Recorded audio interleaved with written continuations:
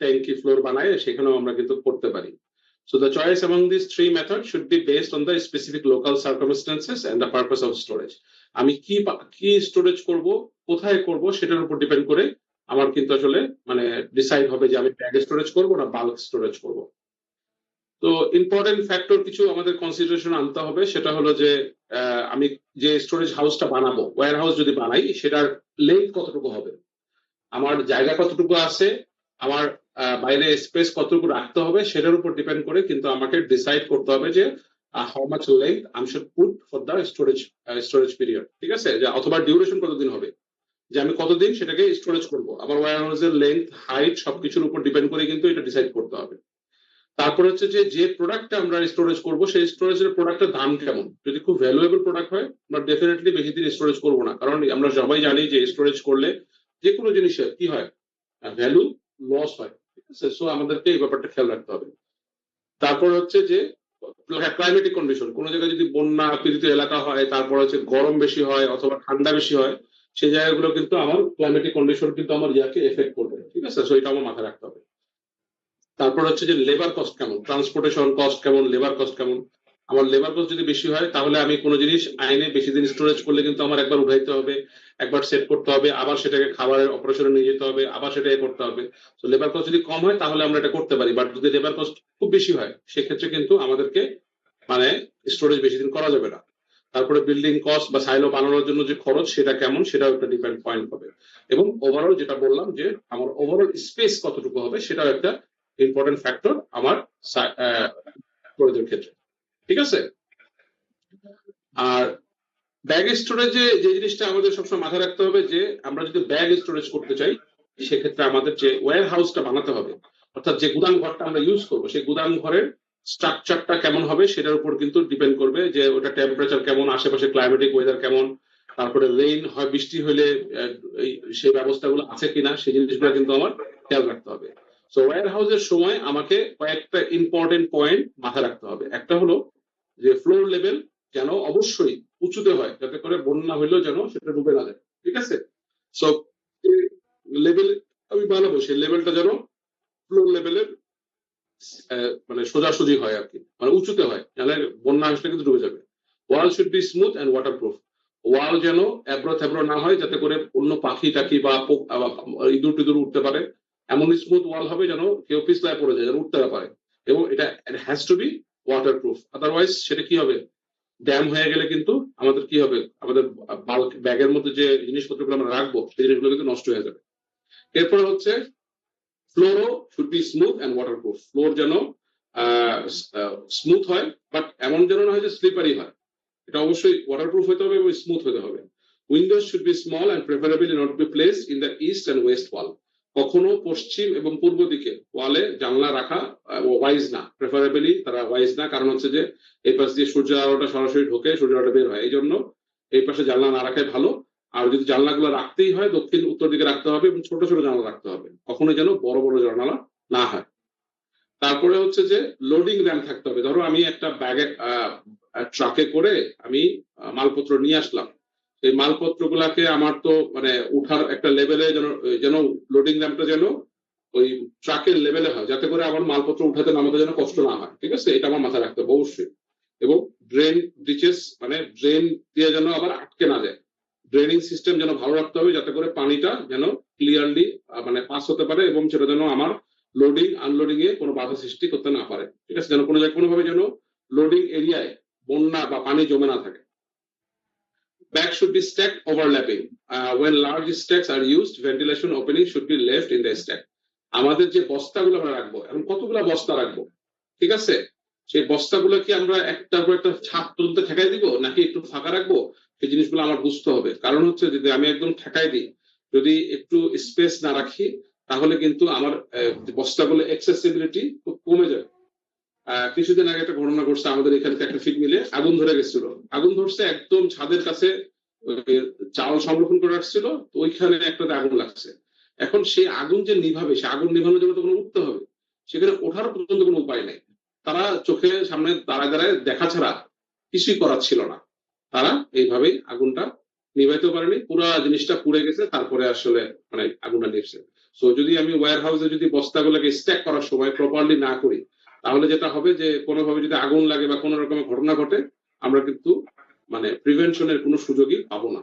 ঠিক আছে, এখানে তোমরা দেখতে পাচ্ছ একটা টিপিক্যাল ওয়্যার হাউসের চিত্র। ঠিক আছে, একটা ওয়্যার হাউস কেমন হয় আর ওয়্যার হাউসে আমরা বস্তাগুলো কিভাবে রাখি।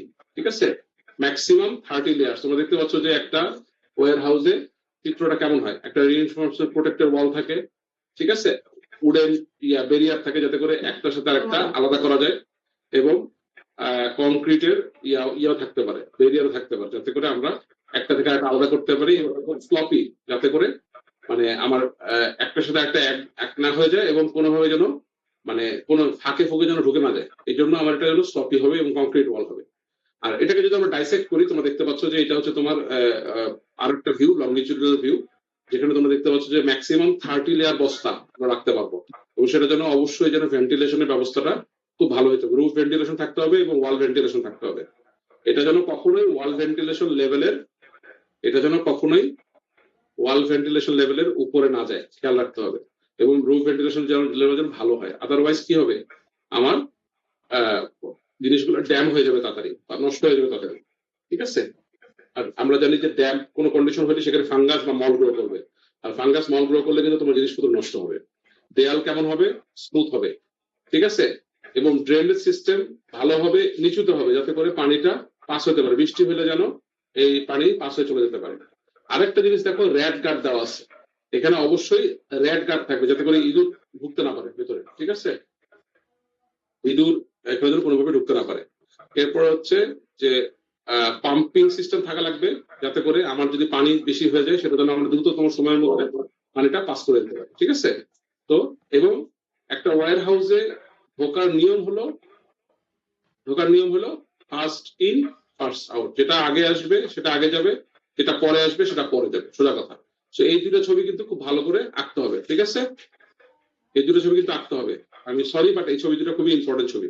এই ছবি দুটো না আঁকলে তোমরা বুঝতে পারবে না যে আসলে কিভাবে একটা ওয়্যার হাউসের জিনিসগুলো কি কি ইম্পর্টেন্ট জিনিস থাকতে হবে। এটা পরীক্ষা আসতে পারে, ওয়্যার হাউসের ছবিটা পরীক্ষা কিন্তু আসতে পারে মাথায় রেখে। তার উপরেটা আঁকাইতে হবে?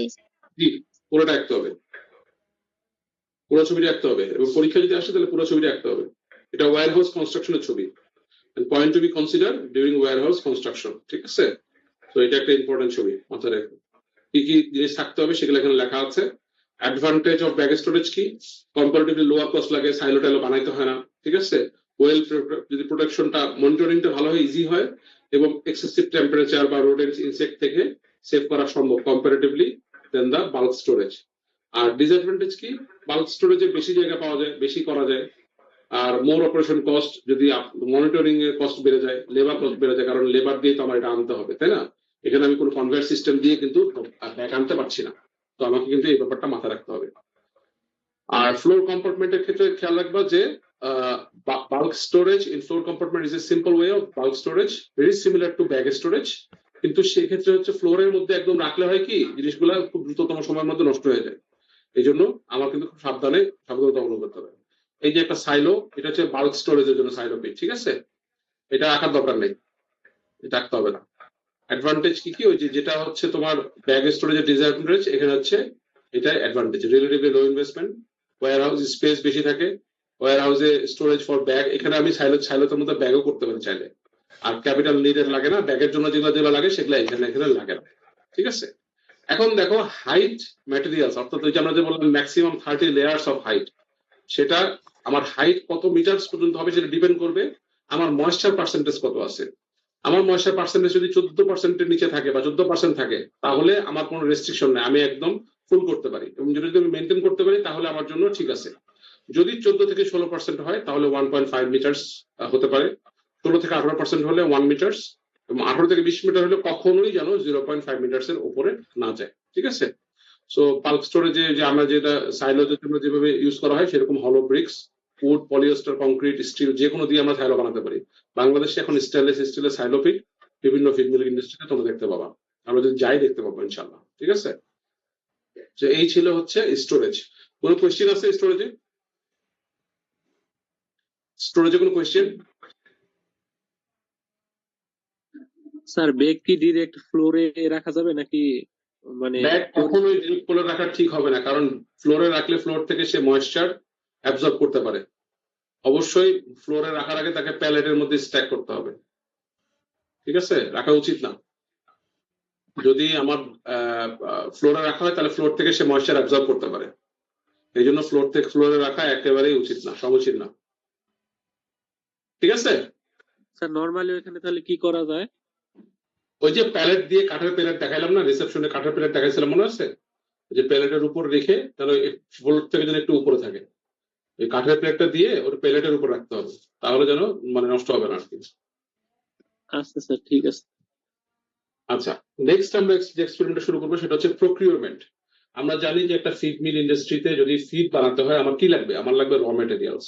আমার সেই র মেটেরিয়ালস আমি কিভাবে নিয়ে আসবো সেটার উপর ডিপেন্ড করবে যে আমার কিভাবে আমি সেই র মেটেরিয়াল গুলো কালেক্ট করবো, কিভাবে সেই র মেটেরিয়াল গুলো আমি ইউজ করব, ঠিক আছে? সো আমার যে প্রথমে জানতে হবে যে কি কি র মেটেরিয়ালস আমার লাগে। আমার ফিড মিল ইন্ডাস্ট্রিতে মোটামুটি সিরিয়াল গ্রেন লাগে, সিরিয়াল পালস মিলিং লাগে, সয়াবিন মিল, কটন সিড মিল, তারপরে বাই প্রোডাক্ট গুলো লাগে, ভেজিটেবল প্রোটিন সোর্স লাগে এবং অ্যানিমাল প্রোটিন সোর্স লাগে, এবং কিছু লিকুইড মোলাসেস, মিনারেল মিক্সচার এবং এডিটিভস কিছু লাগে, ঠিক আছে? এগুলা হচ্ছে আমার নর্মাল ইনগ্রেডিয়েন্ট যেগুলো আমার ফিড মিল গুলোতে লাগে ফিড তৈরি করার জন্য। এখন এই ফিড গুলো আমরা 4টা প্রসেসের মাধ্যমে মার্কেট থেকে নিতে পারি।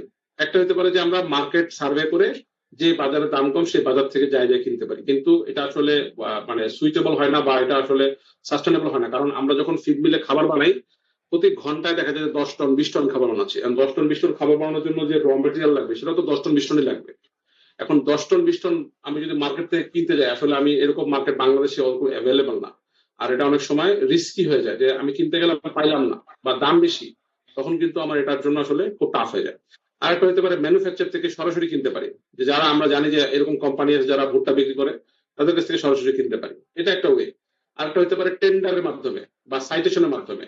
টেন্ডার মানে কি, যে আমি কল করব যে আমার 300 টন ভুট্টা লাগবে, ঠিক আছে, আমার এই কোয়ালিটি, এই জিনিস, এই রিকুইজিশন দিয়ে আমি একটা টেন্ডার কল করব।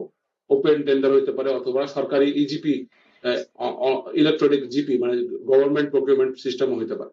এই মাধ্যমে যখন আমি করব তখন সেটাকে হবে টেন্ডার। যখন যে আমাকে সবচেয়ে কম দামে আমার কোয়ালিটি জিনিস দিতে পারবে আমি তার কাছ থেকে জিনিসটা নিব, এটা হচ্ছে টেন্ডার সিস্টেম। অথবা আরএফকিউ সিস্টেম বলা হয়, যে কোটেশনের মাধ্যমে, যে আমি কোটেশন দিব, কোটেশনে সেই কোটেশনে যে জিনিস দিতে পারবে কম দামে সেই জিনিসটা আমি নিব।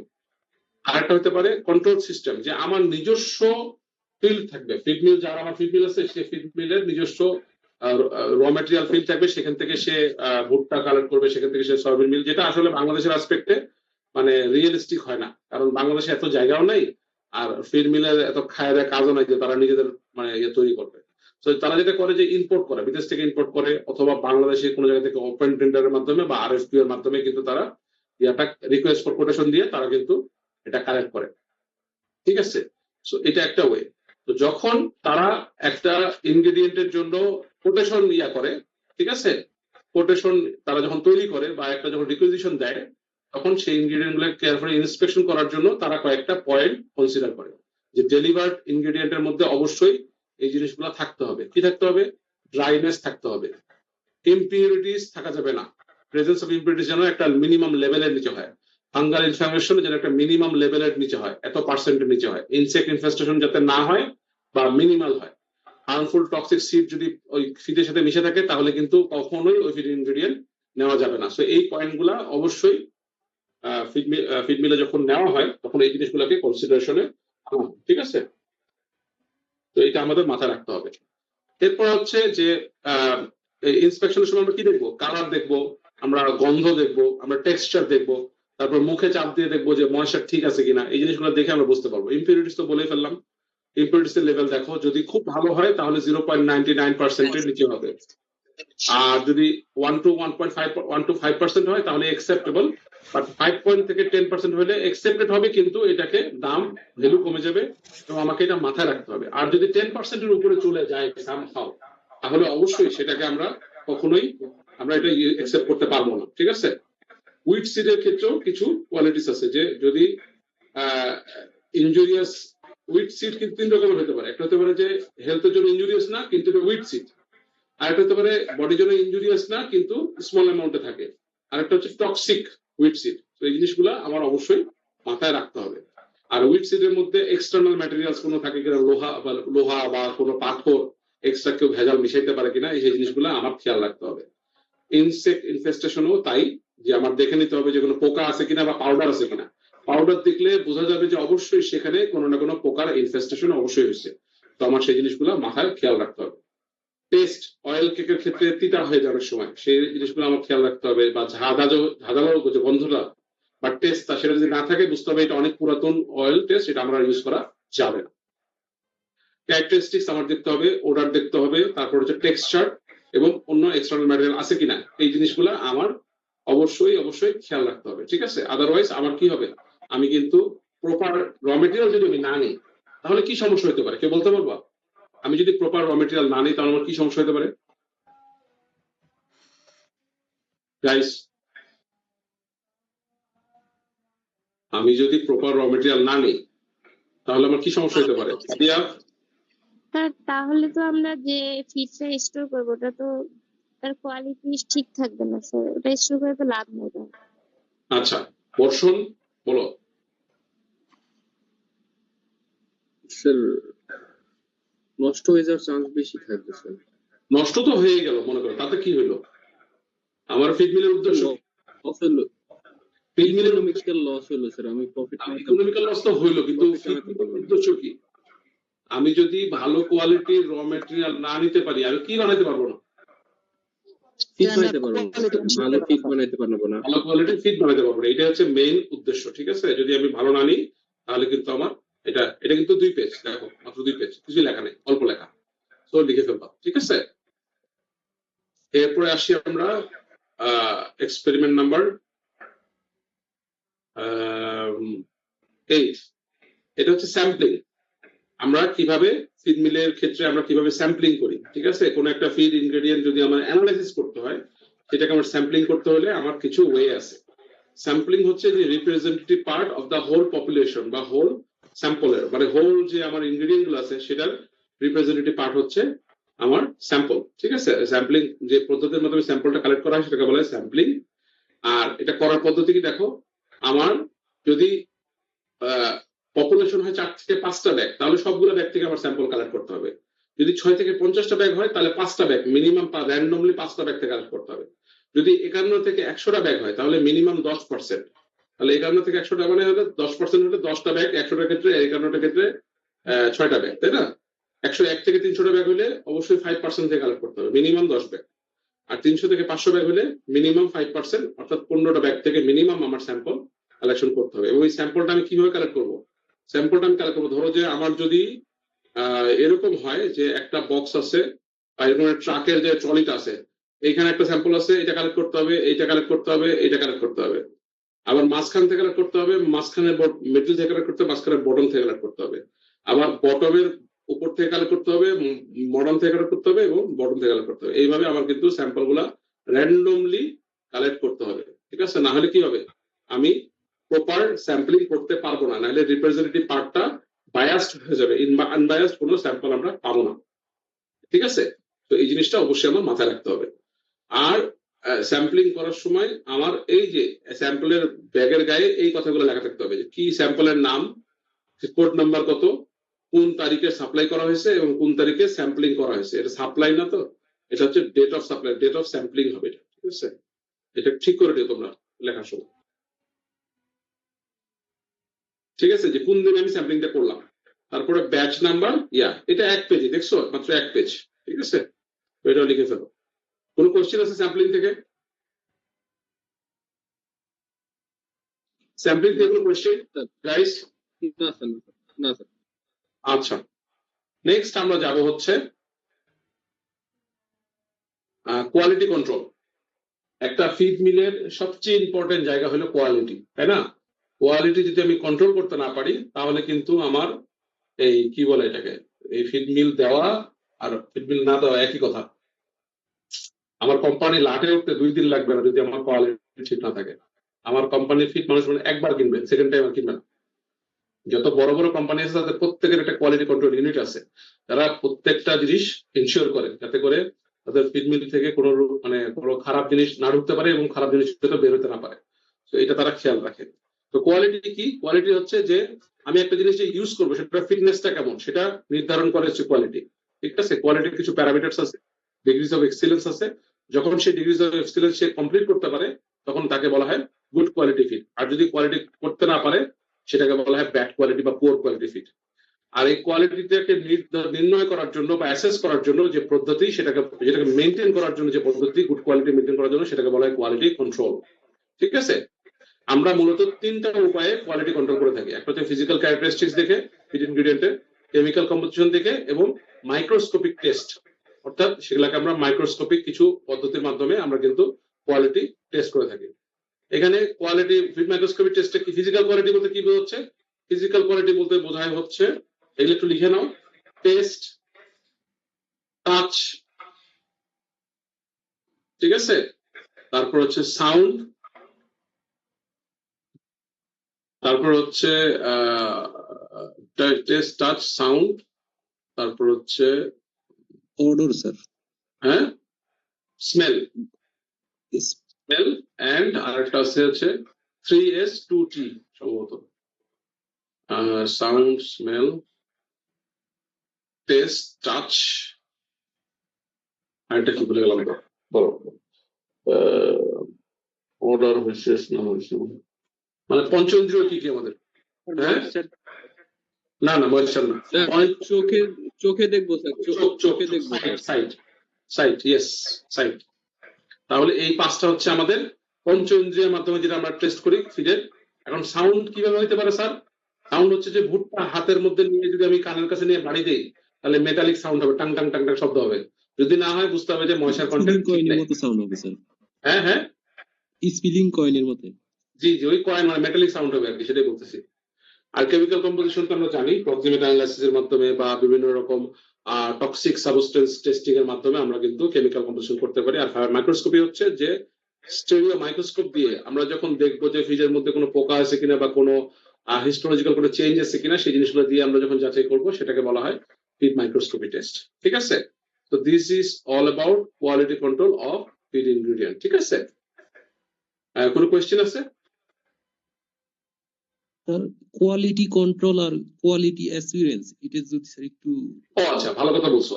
কোয়ালিটি কন্ট্রোল হচ্ছে যে ভালো কোয়ালিটি মেনটেন করার জন্য আমি যে যে পদক্ষেপগুলো নিব, ঠিক আছে, সেটা হচ্ছে কোয়ালিটি কন্ট্রোল। ঠিক আছে, যে আমি আমার কোয়ালিটির একটা স্ট্যান্ডার্ড সেট করে নিছি, সেই স্ট্যান্ডার্ডটাকে মেনটেন করার জন্য আমি যে কাজগুলো করবো সেটা হচ্ছে কোয়ালিটি কন্ট্রোল। আর কোয়ালিটি এসুরেন্স হলো, এই কোয়ালিটি কন্ট্রোল হলো কোয়ালিটি এসুরেন্সের একটা পার্ট। যে কোয়ালিটি এসুরেন্স সেল এটা অ্যাসিওর করবে যে আমার যে স্ট্যান্ডার্ড প্রোটোকল আমি সেট করছি সেটা ঠিক করতেছে কিনা। আমার যে 3P কোয়ালিটি এসুরেন্স হলো 3P, মানে হলো পিপল, প্রোটোকল এবং হচ্ছে প্ল্যানিং। এই তিনটা জিনিস যখন আমার ঠিক হবে তখন আমার অ্যাসুরেন্সটা কনফার্ম হবে আর কি। আর কোয়ালিটি কন্ট্রোলটাকেই কন্ট্রোল করার মাধ্যমেই আমরা কোয়ালিটি অ্যাসুরেন্স করতে পারি। ঠিক আছে, সো কোয়ালিটি অ্যাসুরেন্স হলো যেখানে পিপল থাকবে যারা মেনে চলবে নিয়ম কানুন, প্রোটোকল থাকবে যে প্রোটোকলের মাধ্যমে আমরা স্ট্যান্ডার্ড প্রোটোকল মেনটেন করে আমরা কোয়ালিটি কন্ট্রোল করব। আর 3 নম্বর হলো প্ল্যানিং, যে আমি কিভাবে করলে আমার কোয়ালিটি আগে থেকে ফিউচার প্ল্যানিং করতে হবে যাতে করে আমার এটা নষ্ট না হয়, প্রিভেনশন প্ল্যান নিতে হবে, তারপরে ট্রান্সপোর্টেশন প্ল্যান নিতে হবে, অপারেশন প্ল্যান নিতে হবে। এই জিনিসগুলো দিয়ে আমি যখন মেনটেন করব তখন সেটাকে বলা হয় কোয়ালিটি অ্যাসুরেন্স। আমি কি বোঝাতে পারছি? স্যার তাহলে যখন আমরা ফিড প্রসেসিং করে যে ফাইনাল ফিডটা পাবো, আমরা যখন এটা অ্যাসেস করব এজ এ কোয়ালিটি কন্ট্রোলার হিসেবে, তাই তো স্যার নাকি? না না না না, কোয়ালিটি কন্ট্রোল হচ্ছে পুরা পুরা স্টেজটাতে, তোমার শুরু থেকে শেষ পর্যন্ত কোয়ালিটি কন্ট্রোল। তোমার রিসেপশন হলো ওখানে তুমি টেস্ট করলা, কোয়ালিটি কন্ট্রোল। তারপরে তুমি কেমিক্যাল অ্যানালিসিস করলা, এটাও কোয়ালিটি কন্ট্রোল।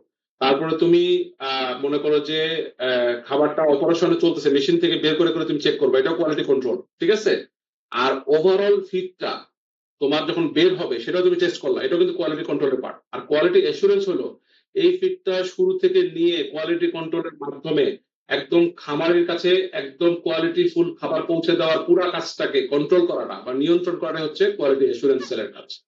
তারা এই জিনিসটা এসিওর করে যে আমার প্রোটোকল গুলো ঠিক মতো মেনটেন হচ্ছে কিনা। আর কোয়ালিটি কন্ট্রোল হচ্ছে প্রোটোকল। ঠিক আছে, এটা একটা পার্ট, কিন্তু এখানে মানুষ ইনভলভ, এখানে তোমার প্ল্যানিং ইনভলভ, সবকিছু ইনভলভ আছে এখানে। সো খুব বেশি বেসিক পার্থক্যটা খুবই অল্প, কিন্তু কোয়ালিটি কন্ট্রোল হচ্ছে কোয়ালিটি অ্যাসুরেন্সের একটা পার্ট। ঠিক আছে, কোয়ালিটি অ্যাসুরেন্স অ্যাসিওর করবে যে খাবারটা যেটা আমি বানালাম সেটা যেন ভালো হয়, এবং সেই খাবারটা যেন ফার্মারের হাতে পৌঁছাবে, সেই খাবারের রেজাল্টটা যেন তারা যেন এটা নির্ণয় করতে পারে যে এই খাবারটা তাদের জন্য ভালো। আর কোয়ালিটি কন্ট্রোল কিন্তু অ্যাসুরেন্স করা কিভাবে, মনে করো একটা R&D ডিপার্টমেন্ট আছে, রিসার্চ এন্ড ডেভেলপমেন্ট, তারা যাদের যে খাবারটা বানাইলো সেই খাবারটা তারা দেখা গেলো যে পোল্ট্রিতে বা গরুতে খাওয়ায় টেস্ট করে দেখলো যে হ্যাঁ তারা যেটা এক্সপেক্ট করতেছে সেই এক্সপেক্টেড আউটকাম তারা ওই খাবার থেকে পাচ্ছে। তাহলে এটা একটা অ্যাসুরেন্স হলো না, যে আমি আপনাকে অ্যাসিওর করতে পারি যে আমরা এই খাবারটা নিজেরা টেস্ট করে দেখছি, এখানে কোনো রকম সমস্যা নেই, এবং এই খাবারটা খাওয়াইলে আপনার গরু থেকে আপনি প্রতিদিন 1 কেজি করে ওজন পাবেন। এই যে অ্যাসুরেন্সটা দেওয়া, এটা কোয়ালিটি অ্যাসুরেন্সের কাজ। তারা রিসার্চের মাধ্যমে, তারা প্ল্যানিং এর মাধ্যমে, তারা পিপল প্রকিউরমেন্টের মাধ্যমে তারা কিন্তু কাজটাকে কমপ্লিটলি শেষ করে। এটাই হচ্ছে কোয়ালিটি অ্যাসুরেন্স প্রোগ্রাম। ঠিক আছে, আর কোয়ালিটি কন্ট্রোল হলো কোয়ালিটি অ্যাসুরেন্সের একটা ছোট্ট পার্ট, যেটা কোয়ালিটি অ্যাসুরেন্স করতে সাহায্য করে। ঠিক আছে, জি স্যার। বুঝছি আমরা। ওকে, আমরা এখন যাব কত নম্বর, 9 নম্বর শেষ করছি না, 10 নম্বর। এখানে আসলে কিছুই না, এখানে কয়েকটা রেশন ফর্মুলেশন দেওয়া আছে। ঠিক আছে, কয়েকটা রেশন ফর্মুলেশন দেওয়া আছে যে ব্রয়লার স্টার্টারের জন্য আমরা এই ইনগ্রিডিয়েন্ট গুলো দিয়ে মোটামুটি এরকম একটা রেশন ফর্মুলেশন বানাই, বাট এটা কোনো ফিক্স না, এটা একটা উদাহরণ দেওয়ার জন্য তোমাদেরকে। ঠিক আছে, যে ব্রয়লারের ক্ষেত্রে আমরা এটা দিয়ে আমরা রেশন ফর্মুলেশন করে থাকি। ঠিক আছে, যে এখানে আমরা মেইজ, রাইস পলিশ, সয়াবিন মিল, এই জিনিসগুলো অ্যাড করে করে আমরা খাবার বানাই।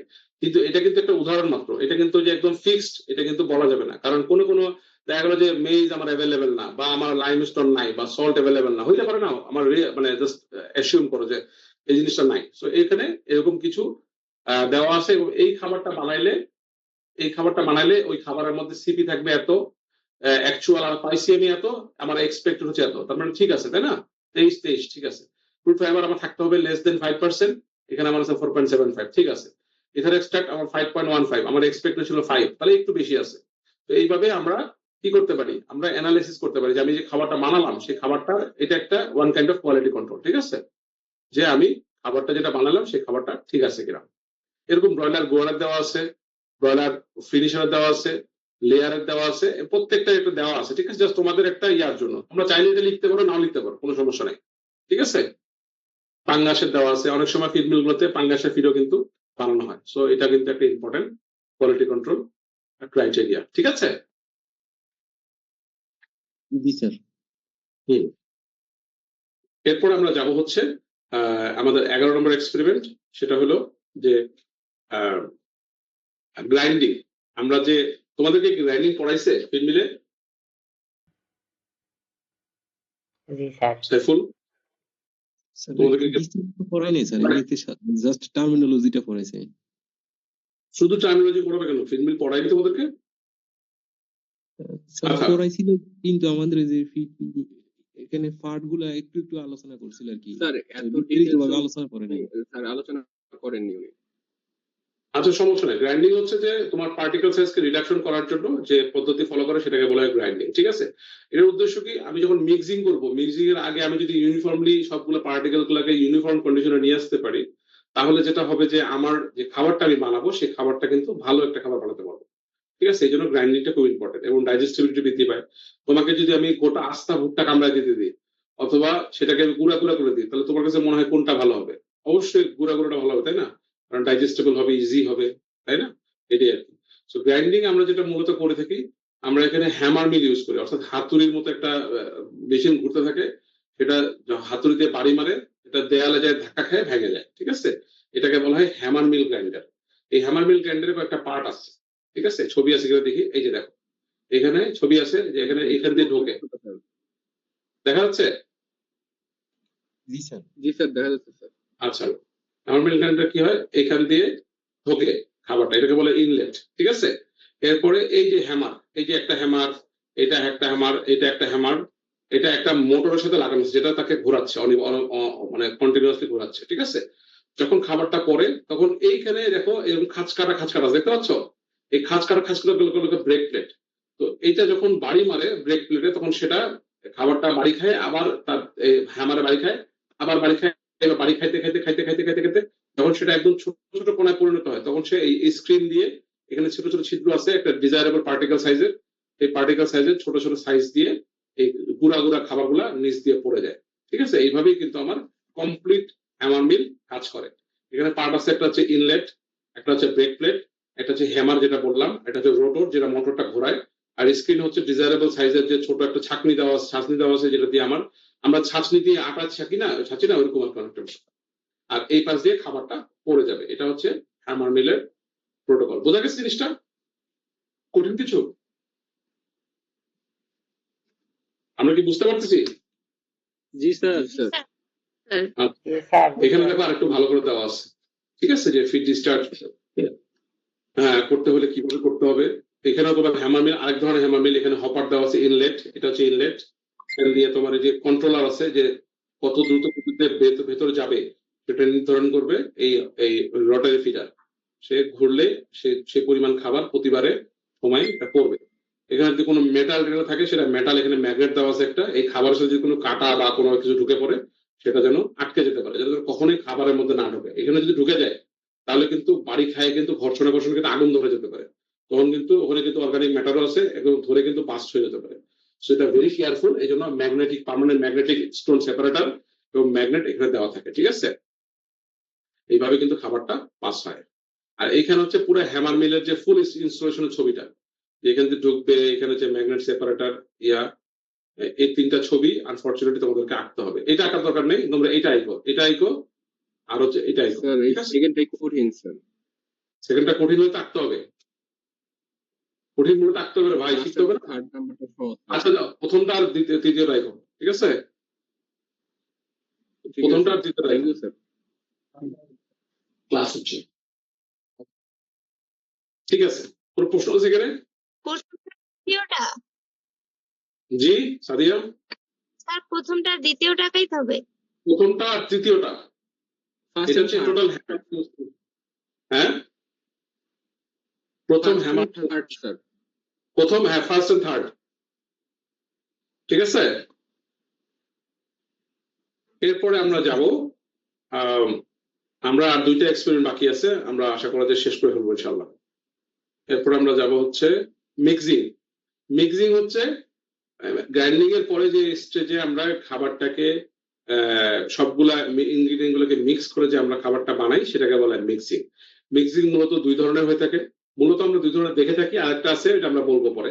একটা হলো হরিজন্টাল মিক্সার, হরিজন্টাল, আর একটা হচ্ছে ভার্টিক্যাল। ঠিক আছে, হরিজন্টাল হলো যে যেটা এরকম একদম স্ট্রেট একটা রোটারি বালতি আমি দেখবো ওখানে, আর একটা হচ্ছে ভার্টিক্যাল মিক্সার। আর রোটারি বাল হচ্ছে তোমরা সিমেন্টের দেখছো না, যে সিমেন্ট দিয়ে যে বালু তারপর সিমেন্ট পানি দিয়ে যে একটা রোটারি বল ঘুরতে থাকে, খেয়াল করছো? কামের মধ্যে স্যার। জি স্যার, ঠিক আছে, বড় গোল। হচ্ছে horizontal mixture.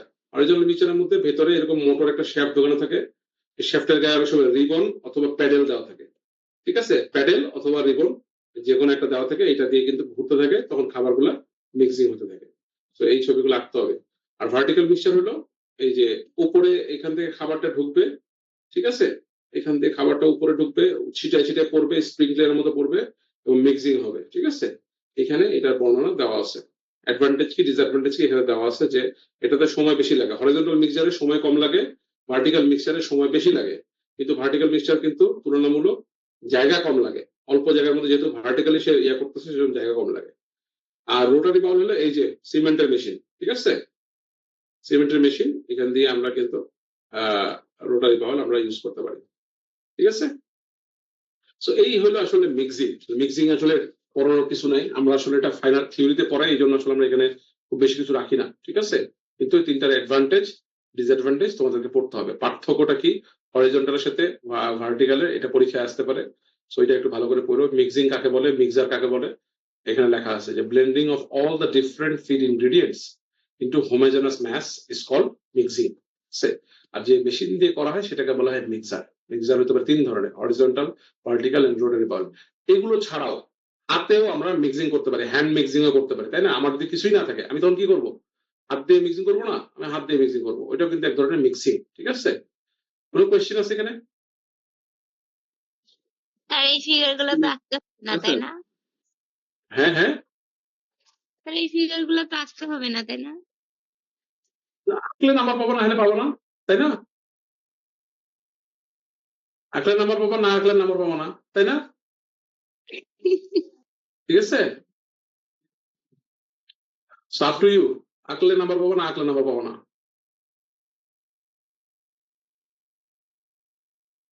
Last, pellet machine. ঠিক আছে, study on pelleting of feed ingredients.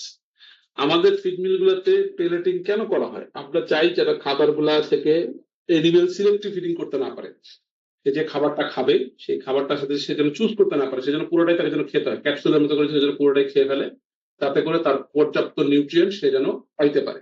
এই জন্য আমার এই মিক্স পেলেটিংটা ইম্পর্টেন্ট একটা প্রোটোকল। ঠিক আছে, পেলেটিং কিভাবে করা হয়? It is the form of condensation. Base পার্টিকেলকে আমার কি করা হয়?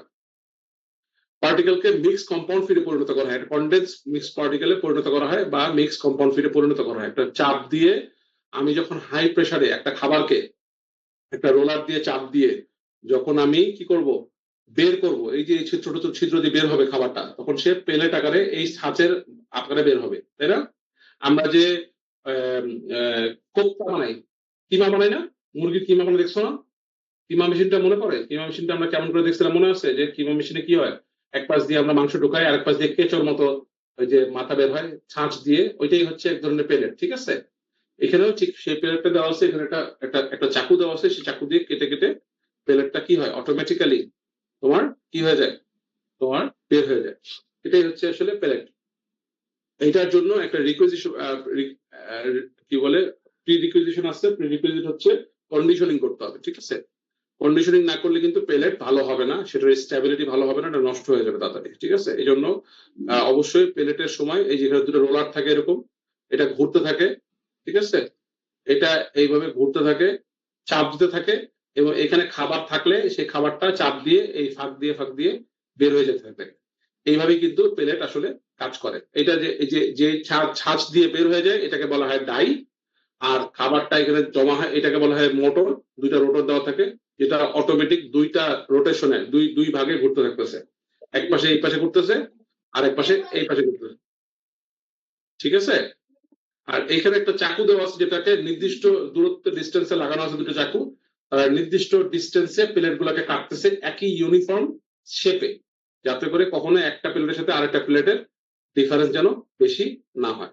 তাহলে এই ছিল হচ্ছে পেলেট মেশিন, এবং এটাকে যে মেশিন দিয়ে করা হয় সেটাকে বলা হয় পেলেট মেশিন। ঠিক আছে, তো এই এই কোন ছবিটা আঁকবা? তার উপরেরটা। First one sir. উপরেরটা আর পরেরটা। ঠিক আছে, এই ছবিটা সহজ। রাউন্ড আঁকবা, তারপরে একটা রাউন্ড আঁকবা, তারপরে একটা দাগ দিবা, শেষ। কঠিন কিছু না। ঠিক আছে, তোমরা দেখে ভয় পাচ্ছ দেখে তোমাদের কাছে মনে হচ্ছে। ঠিক আছে, তো এটা দরকার নাই, খালি ছবি দুটো আঁকো। ঠিক আছে, এটা তো সহজ ছবি, কিছুই নাই, এটাই ইম্পর্টেন্ট ছবি আঁকতে হবে। ঠিক আছে, কোনো কোয়েশ্চেন আছে? Any question guys? স্যার এই ফিল্ডটা তো আমরা আমাদের ইচ্ছা মতো যে কোনো শেপে তৈরি করতে পারবো নাকি স্যার? মানে যে কোনো সাইজে আমি যে সাইজে তো বানানো যাবে নাকি? ডিস্টেন্স দেওয়া আছে, যে ডিস্টেন্সের দূরত্বে তোমার প্লেট মেশিনটা কাটতে হবে। তুমি একটা নির্দিষ্ট শেপে না কাটলে তো তোমার মুরগিও তোমার যদি বেশি বড় হয়ে যায় সেটা খাবে না, আবার যদি কম হয় সেটাও কিন্তু ভালো না। ঠিক আছে না, তোমার এমন এমন একটা শেপ হইতে হবে যেন মুরগিটা মানে তার জন্য যেন ইজি হয় কনজিউম করাটা। ঠিক আছে, এটা আমাকে মাথায় রাখতে হবে। আর এটা সচরাচর রাউন্ড শেপ হয় অথবা কিউব শেপ হয়। ঠিক আছে, এর বাইরে অন্য কোনো শেপ হয় না। আর ডিস্টেন্সটা ডিপেন্ড করে হচ্ছে কোন মুরগিকে তুমি খাওয়াচ্ছ সেটার উপর ডিপেন্ড করবে হচ্ছে যে এটা আসলে রাউন্ড শেপ হবে না ক্রাম্বল হবে না কি হবে এটা। ঠিক আছে, জি স্যার। আর কোনো কোয়েশ্চেন আছে?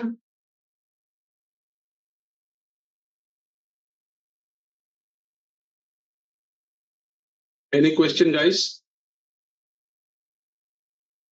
স্যার আর হ্যাঁ বলেন।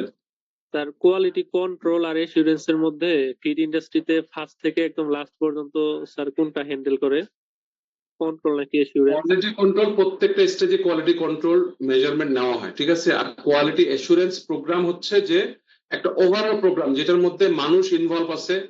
কোয়ালিটি কন্ট্রোলের মধ্যে সবসময় মানুষ ইনভলভ থাকবে নেসেসারি না, অনেক সময় মেশিন দিয়েও কোয়ালিটি কন্ট্রোল করা হয়। ঠিক আছে, কিন্তু কোয়ালিটি অ্যাসুরেন্সে অবশ্যই 3 P's: পিপল, প্রোটোকল, প্ল্যানিং।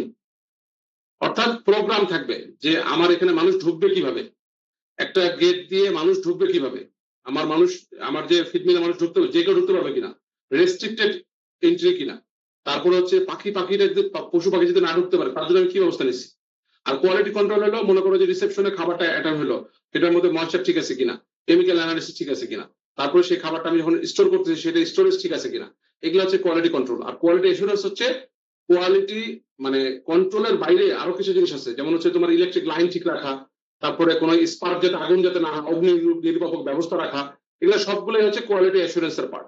সবকিছু মিলাই হচ্ছে safety and quality control, all thing together is called quality assurance. ঠিক আছে, যাতে করে সবকিছু ঠিক থাকলে সবকিছু ঠিক থাকবে, এরকম একটা অবস্থা। কোয়ালিটি কন্ট্রোল করলে যে ফিডটা ভালো হবে এবং সেই ফিডটা যে শেষ পর্যন্ত ভালো থাকবে এটা নেসেসারি না, কিন্তু যদি কোয়ালিটি অ্যাসুরেন্স করা হয় তাহলে অবশ্যই পুরো প্রসেসটা কন্ট্রোলে থাকবে, পুরো প্রসেসটা আমার মানে প্রিভেন্টিভ মেজার সহ আয়ত্তে থাকবে, তখন আমি কাজটা সহজে করতে পারবো। এই জন্য আমার কোয়ালিটি কন্ট্রোল ভেরি ইম্পর্টেন্ট, এবং কিন্তু কোয়ালিটি অ্যাসুরেন্স হচ্ছে কম্পালসারি, করতেই হবে।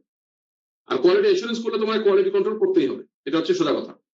কিন্তু কোয়ালিটি কন্ট্রোল করলে যে তোমার কোয়ালিটি অ্যাসুরেন্স হয়ে যাবে ব্যাপারটা এরকম না, এটা একটা ছোট্ট পার্ট কোয়ালিটি অ্যাসুরেন্স। জি আর স্যার, কোনো কোয়েশ্চেন? বুঝছি আমরা সবাই? জি স্যার। জি স্যার। এক মিনিট।